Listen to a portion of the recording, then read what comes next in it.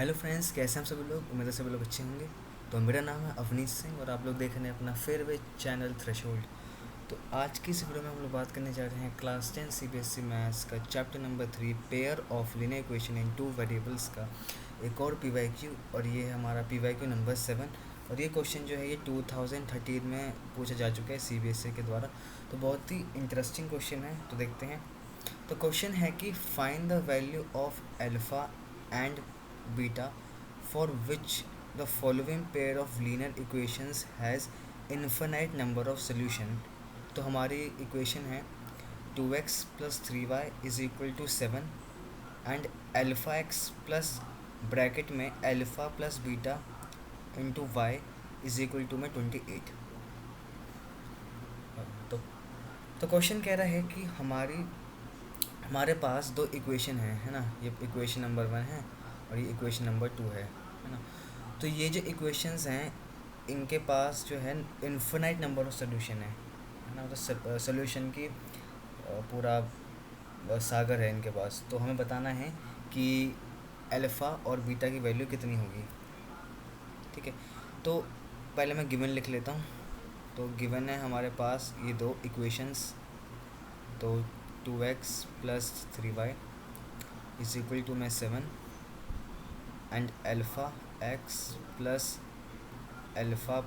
Beta bracket में into में बाहर y इज इक्वल टू 28। अब यहाँ पे हमें पता है कि जब भी इन्फिनाइट नंबर ऑफ सॉल्यूशंस होते हैं तो when infinite number of solutions, तो हमारा एक फॉर्मूला होता था ए बी और सी से कुछ रिलेटेड। तो वो हमारा होता था कि A1 अपॉन में A2 इज इक्वल टू में B1 अपॉन में B2 इज इक्वल टू में C1 अपॉन में C2, है ना। तो ऐसे हमने दो और फॉर्मूले पढ़े थे। तो एक हमने फॉर्मूला पढ़ा था एक नो सॉल्यूशन का और एक यूनिक सॉल्यूशन का।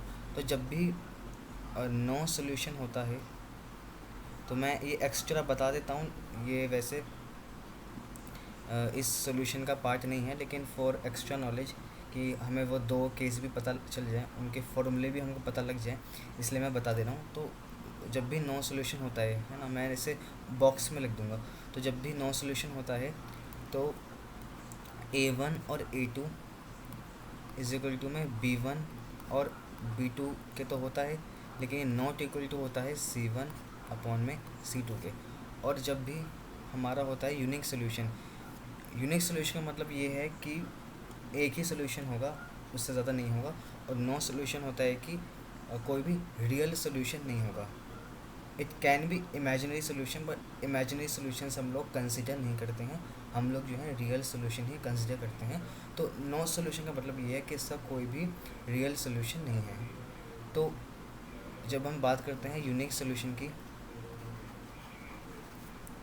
तो हमारा सिर्फ एक ही रियल सोल्यूशन होगा जो एग्जिस्ट करता हो, है ना। तो यूनिक सोल्यूशंस में, या सोल्यूशन लिख देता हूँ खाली एक, है ना। तो जो A1 अपॉन में A2 होगा वो कभी भी इक्वल टू नहीं होगा B1 अपॉन में B2 के।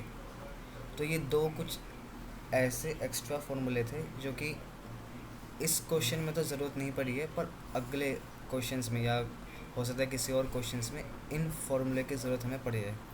तो उस केसेस में या उन केसेस में आप लोग इन फॉर्मूलों को यूज़ कर सकते हैं, तो बड़े आसानी से जो है वो प्रॉब्लम सॉल्व हो जाएगी। तो इन सॉल्यूशन का या इस फॉर्मूले का इस्तेमाल करके मैं अल्फ़ा और बीटा की वैल्यू को निकालूंगा। अब A1 A2 क्या है? जो A1 और A2 है ये हमारे x के कोफिशिएंट्स हैं। जैसे यहाँ पे जो है A1 है हमारा 2 और जो A2 है वह हमारा अल्फ़ा, और B1 है वो हमारा है 3 और B2 है हमारा अल्फ़ा प्लस बीटा। ऐसे ही C1 है हमारा 7 और C2 है हमारा 28।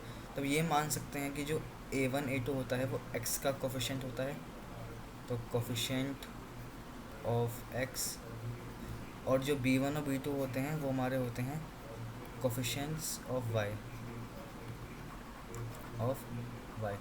और ये जो C1 और C2 होते हैं ये हमारे कॉन्स्टेंट्स ही होते हैं, ठीक है। तो ये थोड़ी जानना ज़रूरी था। तो मैं दोबारा लिखता हूँ अपनी इक्वेशंस को। तो हमारी इक्वेशंस थी 2x प्लस में 3y इक्वल टू में 7। अब ऐसा नहीं है कि आप मतलब A1 आपको यही लेना है, आप A1 जो है आप इसे भी ले सकते हैं। पर अगर आपने A1 इसको लिया है तो फिर आपको B1 और C1 इन्हीं को लेना पड़ेगा, 3 और 7 को। ऐसा नहीं आपने A1 इसको ले लिया और फिर B1 और C1 इसको ले लिया, ऐसा नहीं, सब लाइन से होगा। अगर आपने A1 इसको लिया है तो आपको B1 और C1 इसको लेना ही पड़ेगा। अगर आपने इसको A2 ले लिया है कोई बात नहीं, फिर आपको इसको B2 और C2 लेना पड़ेगा। तो अब हम क्या करते हैं, इसको ज़रा लेबल कर देते हैं। तो ये है हमारा A1, ये है हमारा B1 और ये है हमारा C1। ऐसे हमारी दूसरी इक्वेशन है जो कि है अल्फ़ा एक्स, सॉरी, तो alpha x plus alpha plus beta y equal to 28। अब यहाँ पे मुझे दिख रहा है कोफिशिएंट ऑफ एक्स मेरा अल्फ़ा है, तो ये मेरा A2 ही होगा। तो A2 ये होगा मेरा B2, ये होगा मेरा C2। अब मुझे A1 B1 C1 और A2 B2 C2 की वैल्यू मुझे मिल गई है। अब मुझे बस फॉर्मूले में इनको रखनी है। तो रख कर क्या होगा, मुझे अल्फ़ा बीटा की देखना वैल्यू प्राप्त हो जाएगी।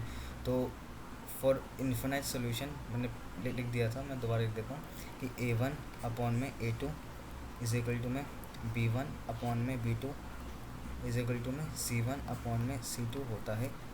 तो विच इम्प्लाइज का मतलब फिर ये है कि 2 अपॉन में अल्फ़ा इक्वल टू होगा 3 अपॉन में अल्फ़ा प्लस बीटा, और फिर ये इक्वल टू होगा 7 अपॉन में 28 के भी, ठीक है। तो अब मुझे क्या करना है, अब मुझे इन दोनों को इक्वेट करना है और इन दोनों को इक्वेट करना है अलग अलग। तो मुझे अल्फ़ा बीटा की वैल्यू मिल जाएगी। तो एक तरफ मैं लिखूँगा 2 अल्फ़ा इक्वल टू में 3 अल्फ़ा प्लस बीटा, और दूसरी तरफ मैं लिखूँगा अपना 3 alpha plus beta equal to में 7 अपॉन में 28। अब मैं इन दोनों को एक करके सॉल्व करूँगा। जब मैं इसको सॉल्व करूँगा तो ये बन जाएगा 2 alpha plus 2 beta equal to में 3 अल्फ़ा। अब ये 2 अल्फ़ा जो है LHS में, वो वहाँ जाके RHS में जाएगा माइनस में, तो 2 बीटा इज इक्वल टू में अल्फ़ा। तो अल्फ़ा की वैल्यू जो है मेरे पास आ चुकी है 2 बीटा। अब मैं इसको इस वाले इक्वेशन में यूज़ कर सकता हूँ, इसकी वैल्यू। तो पहले मैं इसे थोड़ा सॉल्व कर देता हूँ। तो 3 alpha plus beta equal to में, तो ये 1 अपॉन में 4 हो जाएगा, है ना, क्योंकि 7 1 7 7 4 28, तो 1 अपॉन में 4। तो क्रॉस मल्टीप्लिकेशन जब करेंगे तो 12 इक्वल टू में अल्फ़ा प्लस में बीटा। अब मुझे पता है कि अल्फ़ा की वैल्यू मेरी जो है 2 बीटा है। तो अल्फ़ा की वैल्यू जो मेरी 2 बीटा है, तो मैं यहाँ पे अल्फ़ा की जगह 2 बीटा रख देता हूँ। इसे हम कहते हैं सब्सटीट्यूशन, कि एक वेरिएबल की जगह जब हमने रिलेशन निकाल लिया है दोनों वेरिएबल्स के बीच का, है ना, यहाँ हमने जो है रिलेशन निकाल लिया है दोनों वेरिएबल के बीच का, तो मैं फिर एक वेरिएबल को दूसरे वेरिएबल में सब्सटीट्यूट कर सकता हूँ। तो ये मेरा बन जाएगा 12 इक्वल टू में अल्फ़ा की वैल्यू थी 2 बीटा, तो 2 बीटा देन प्लस में बीटा, तो फिर मेरा बन जाएगा 12 इक्वल टू में 3 बीटा, और बीटा की वैल्यू मेरी आ जाएगी 4।